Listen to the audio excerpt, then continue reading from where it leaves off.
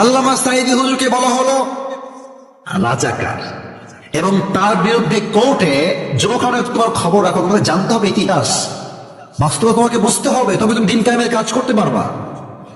হুজুরকে ট্যাগ দেওয়া হলো রাজাকার, মিথ্যা সাক্ষী আনা হলো, তারাও বললো ইয়েস ওনাকে আমরা দেখেছি, উনি মুক্তিযোদ্ধার এই অবস্থানে বিপক্ষে অবস্থান নিয়েছে, ওনাকে রাজাকার বলা হলো।